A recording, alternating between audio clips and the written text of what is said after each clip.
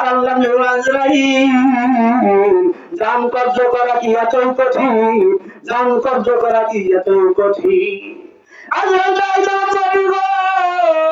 আদম থেকে ঈসা পর্যন্ত যত পয়গম্বর জান কব্জ করেছি আর যত মানুষের জান কব্জ করেছি, এত সহজে জান আমি আর কারো কব্জ করি না। আল্লাহ তাআলা আমাদেরকে হযরত আদম আলাইহিস সালাতু ওয়াস সালাম উম্মত বানাইছেন না হযরত মুহাম্মদ আরবি সাল্লাল্লাহু আলাইহি ওয়াসাল্লাম উম্মত বানাইছেন? কোন নবীর উম্মত আমরা কি জানি? সন্ধিয়ার মানুষ, শহরের পার্শ্ববর্তী এলাকা, সমাজ হয়তো শহর কেন্দ্রিক, শহরে যারা পাশে থাকে তারাও শহর কেন্দ্রিক হয়ে যায়। এটার মতো জানার কথা যে আমরা কোন নবীর উম্মত, আখির নবীর উম্মত। মাশাআল্লাহ, নাইটন ভাই সুন্দর উত্তর দিচ্ছেন। আমি আমার বয়ানের আগে আশেপাশে যে সমস্ত ভাইরা আছেন তাদের কথা তো আহ্বান জানাবো, এই মাহফিল কি প্রতিদিন হয়? কথা বলেন মুসলমানের সন্তান, মাহফিল কি প্রতিদিন হয়? প্রতিদিন হয় না। প্রতি সপ্তাহে হয়? প্রতি সপ্তাহে হয় না। প্রতি মাসে মনে হয় হয়, প্রতি মাসেও হয় না। বছরে একদিন এলাকার গণ্যমান্য ব্যক্তিবর্গ আপনাদেরকে আহ্বান করে। এই একটা দিন যদি আমরা অলসতা করি তাহলে কেমনি হবে? হেদায়েত কেমনি আসবে? এটা যদি কনসার্ট হইতো, আমার মানিকগঞ্জের মমতাজ পাগলি যদি আসতো, জায়গা দিতে পারতাম আমরা? জায়গা হইত না। আইতে থেকে কাপড়টা ফেটে যায়, কে থেকে কাপড়টা ফেটে যায়। এই জন্য তাকে আহ্বান জানাই, আমরা যে যেখানে আছি আধা ঘন্টার জন্য, 1 ঘন্টার জন্য সকলেই প্যান্ডেলকে একটু সুন্দর করে আমরা একটা নারায় তাকবীর দিতে চাই। যে নারায় তাকবীর আমার হিরো হাতে কখনো হয় নাই। সিন্ধুর আমার বুঝো না, আলোক বর্গিত হয়েছে, আমাদেরও যাওয়া দরকার। সুন্দরিয়ার মানুষ মাহফিলে আসো, আসো, আমার আপনার ঠিকানা হবে কবর, আমার একদিন যেতে হবে। মাহফিলে যাই আর না যাই, 3.5 হাত কবর আমাদের যেতে হবে, ঠিক না বেঠি? দুনিয়ার সব জায়গা ফাঁকি দেওয়া যায়, মওত নামক জিনিস কখনো ফাঁকি দেওয়া যায় না। ফাঁকি দেওয়া যায়?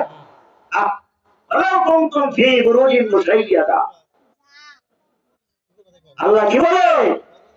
পাথরের ভিতরে লুকাও, এখান থেকে আমি আল্লাহ তাআলা টেনে বের করবো, এদের থেকেও তুমি লুকাইতে পারবা না।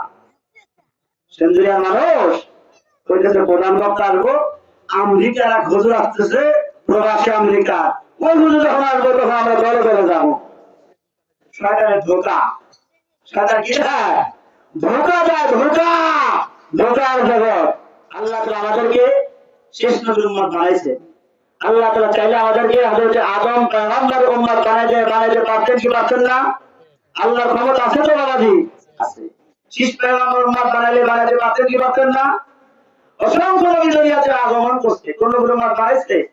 আমার বাবাজিরা, আমার আল্লাহ তাআলা হযরত আদম পয়গম্বর উম্মত বানাইলেন না, শীষ পয়গম্বর উম্মত বানাইলেন না, ইদ্রিস নবীর উম্মত বানাইলেন না, ইয়াকুব নবীর উম্মত বানাইলেন না, ইসহাক নবীর উম্মত বানাইলেন না, ইয়াকুব নবীর উম্মত বানাইলেন না, ইউসুফ নবীর উম্মত বানাইলেন না, হযরত ইব্রাহিম খলিলুল্লাহর উম্মত বানাইলেন না, হযরত ইসমাঈল জবিহুল্লাহর উম্মত বানাইলেন না, মক্কার মক্কি মদিনার মক্কি মুহাম্মদ আরবির উম্মত বানাইছে।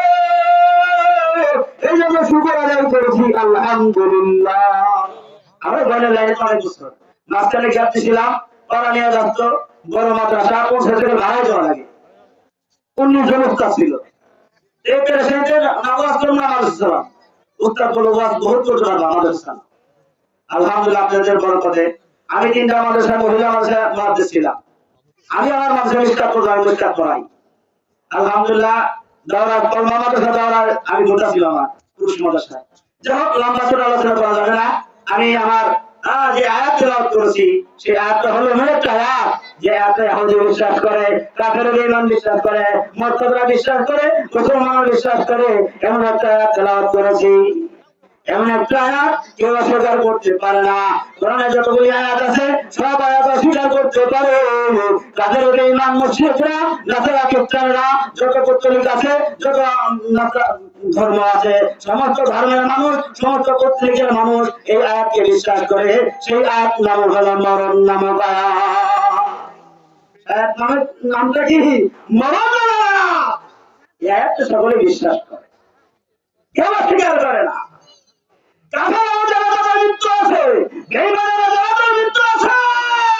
কিন্তু সিন্ধুর মানুষ এরা বলেন যে আমাদের মৃত্যু হবে না।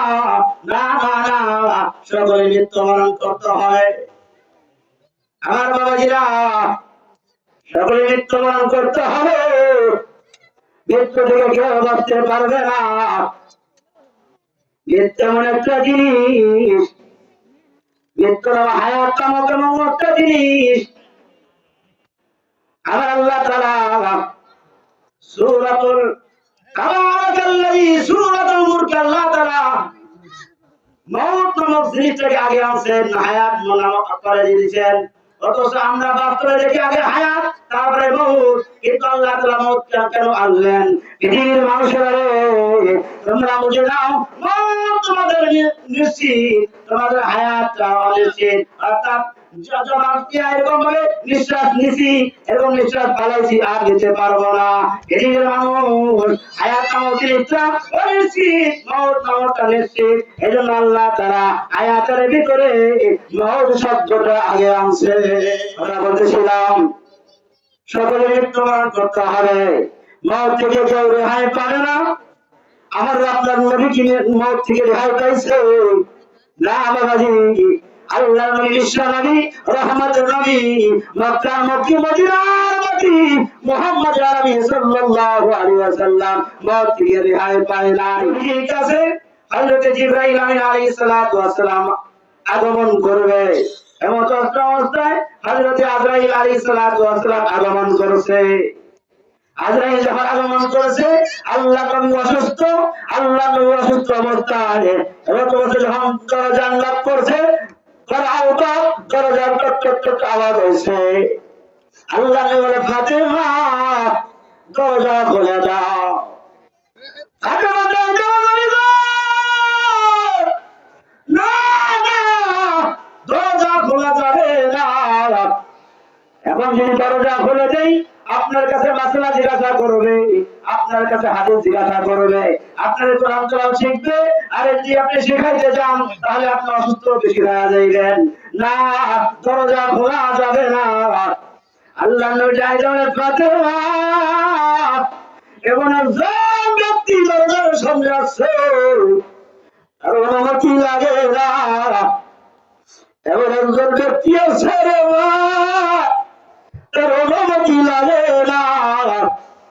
ও ফাতেমা, আমি নবীর ইজ্জতের খাতিরে, আমি নবীর সম্মানের খাতিরে আমার কাছে অনুমতি চাইছে।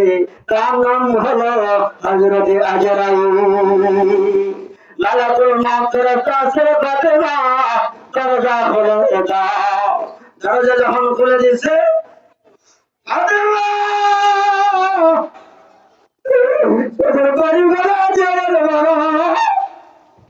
আপনি বলছেন দরজার সামনে লোক আসছে, লোক দেখলাম না। যার চেহারা আসমানে, যার চেহারা আসমান ঢেকে, যার কথা জমিনে দক্ষিণ দিকে মানুষ মনে হয় না, কেন আমাকে আল্লাহ নবীর ফাতেমা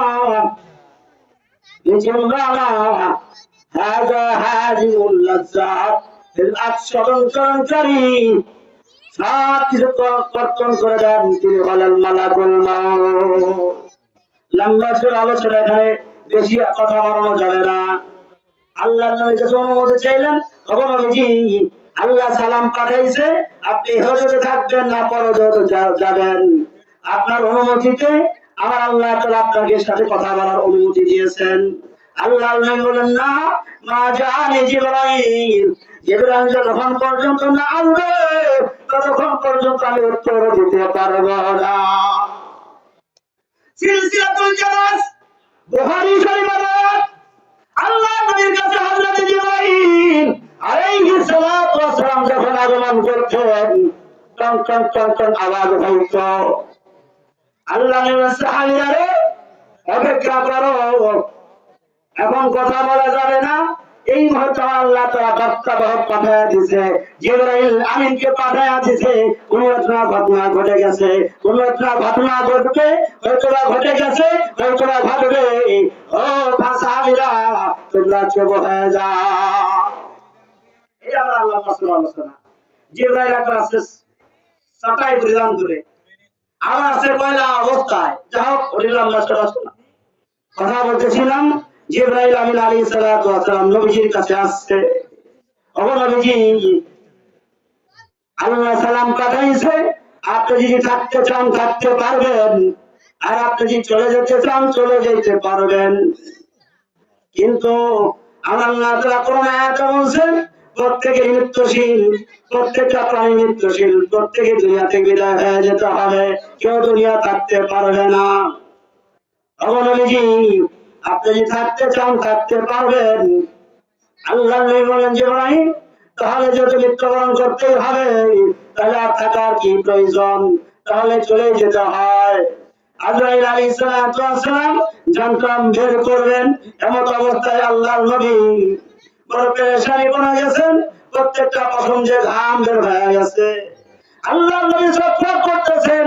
আম্মা জান আয়েশা সিদ্দিকা রাদিয়াল্লাহু তাআলা আনহা, যেই মাদ্রাসা আপনাদের মাদ্রাসা, আম্মা জান আয়েশা সিদ্দিকা রাদিয়াল্লাহু তাআলা আনহা একবার পানি পট্টি করে, আবার পানি এরকম আবার ভিজায়, আবার পানি পট্টি করে, আবার ভিজায়। এবার রক্তদান করতে করতে হযরত আজরাইল আলাইহিস সালাতু ওয়াস সালাম বলছেন, নবী গো, আমি জান কবজ করতে চাই, আপনি অনুমতি দিলে এখন আমি কবজ করব।